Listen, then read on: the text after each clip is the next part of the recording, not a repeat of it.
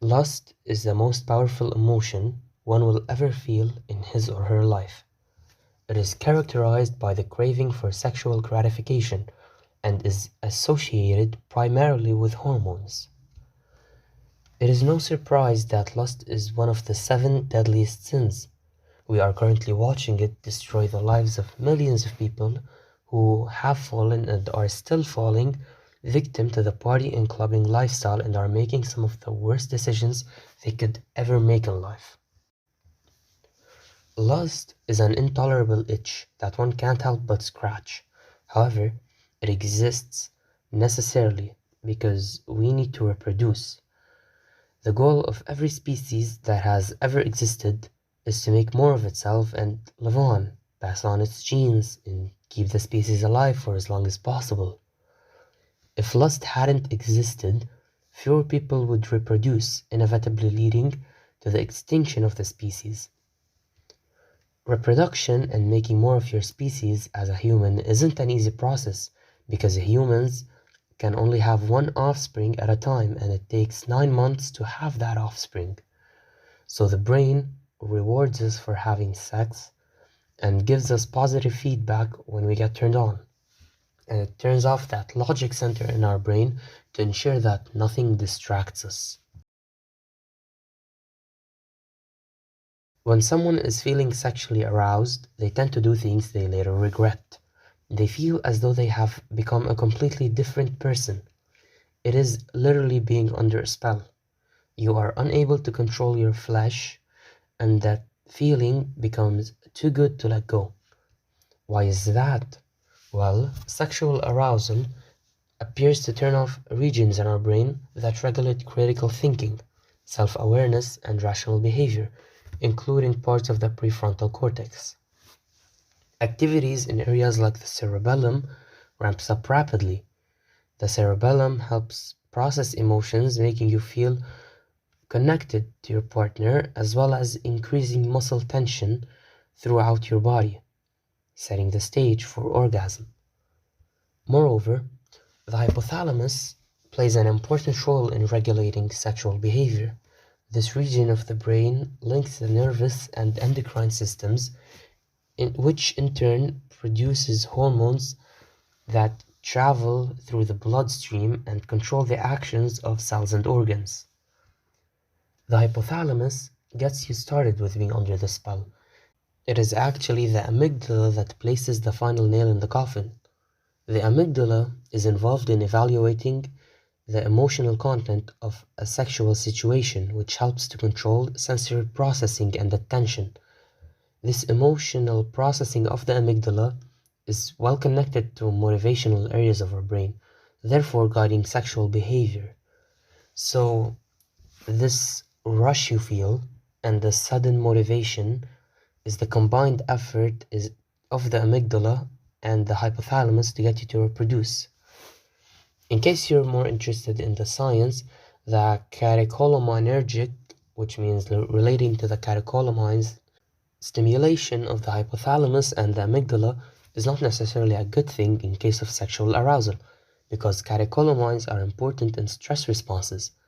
High levels of catecholamines can cause high blood pressure, which can lead to headaches, sweating, pounding of the heart, pain in the chest, and anxiety. As complex as the brain is, it still remains tricked by the modern world and it confuses sex for watching porn and jerking off. So watch out for that. This sudden change in operation of the brain causes the individual to act in ways they never thought they would. Their critical thinking abilities as well as their self-awareness are quote-unquote off for the time being, so they end up committing horrible acts that they otherwise would not have even thought of doing. Now here's an example I found on Quora that beautifully summarizes my point and explains it very well. So the question was, what is something you have done as a horny teen that you right now regret doing? And surprisingly, there are tons of answers and a lot of people willing to talk about such stuff. Now, I won't read the whole thing, but here it is for the people who are interested in reading it, just to see what levels people are going to go to, just to satisfy that need, that desire for sexual gratification, and to just get rid of the lust. For those who are interested, you can pause the video and go ahead and read it. Overcoming lust is a personal choice to make for the most part. It is not something that can be imposed upon you or that you can simply switch off. Rather, you'll need to work at a result that distracts, replaces, or softens your lustful thoughts. That's possible, but it's a very difficult feat to accomplish. Getting to that level of discipline requires a lot of practice. However, here are a few tips to overcome lust. Number one, stop tempting yourself. Learn to stop seeking out things that make you lustful. This mainly means training yourself to fight the temptations of pornography. It is difficult, but lustful habits are just like any other bad habit, and it can be broken. Respect yourself and others. If you allow lust to be the driver in your daily relations with others, then you're not connecting fully with yourself. You are allowing your body's desires to determine who you are and how you behave, rather than letting your mind and personality do some of the thinking. You are driven by your body, not by your mind. Similarly, you are not respecting them by viewing them in a lustful way, i.e., the people. If you have true feelings for them, you will work hard to fight these feelings and do right by them. Flee from lust. The best way to win against lust is to flee from it. Willpower is limited, and it can be quickly depleted if wasted on resisting sexual urges. As much as you would like to have the ability to stop feeling lustful when you are feeling lustful, it is practically impossible to get to that point without endless hardships.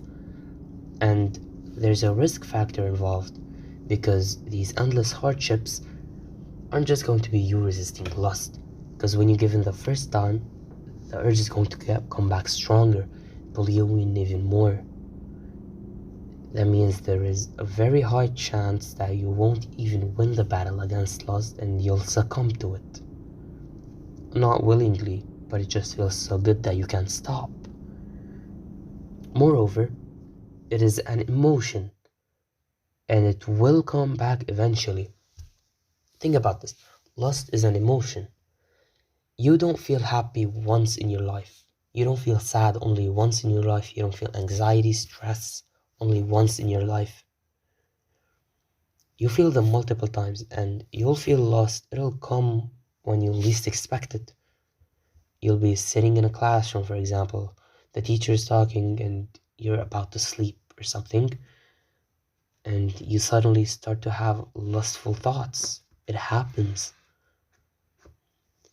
Learn how to use that rush you get from feeling lust to your advantage and deplete the sudden energy you do get from feeling lustful. You can take cold showers, you can do push-ups, or even commit to a whole workout. Focus on depleting the energy and investing it in something worthwhile. You can choose to fight lust, but it's going to be a very difficult battle, mostly because you aren't just fighting the emotion of lust itself. You are fighting your brain's attempts to get you to reproduce, and the brain is a really tough enemy. Through catecholamines, it will speed up your heart rate, make you more fidgety and more prone to masturbation. You are fighting your body and your brain, and it won't be an easy battle, and it's not a necessary battle when you can just flee. The best decision here to make would be to flee entirely and invest that energy elsewhere.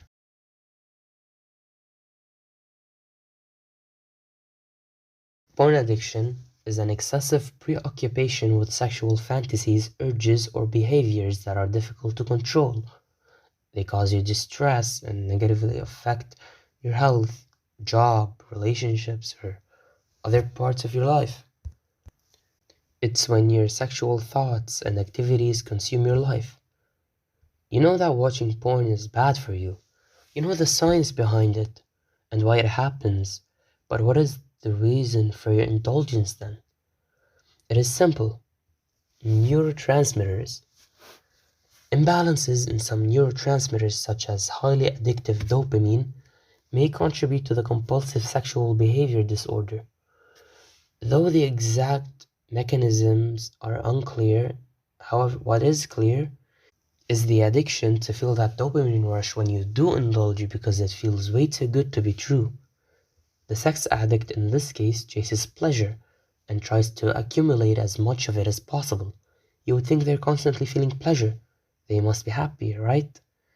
Most, if not all, sex addicts feel guilt, shame, or remorse. They also feel hopeless, powerless, because their addictive behavior is getting the better of them constantly. You can also see signs of depression, loneliness, anxiety, and they might be even suicidal. It is a serious issue that needs to be addressed because more and more people are getting introduced to this addiction and are not able to escape. I say escape because it's a trap laid out for men to devote their lives to, depleting their life source and energy towards feeling pleasure. How does porn addiction begin to someone? Porn addiction starts when one is introduced to pornography and is sexually aroused. They don't know that it's bad for them yet, so they go along with what the body or mind suggests they do, which is masturbate. Later on, they feel the urge to continually indulge in the activity because it felt so good the first time and they got rewarded for it. Fast forward a couple of years of indulgence and the repeatedness of the habit, the person finds themselves unable to resist porn, even though they know it's just disrupting their life. Another porn addict emerges.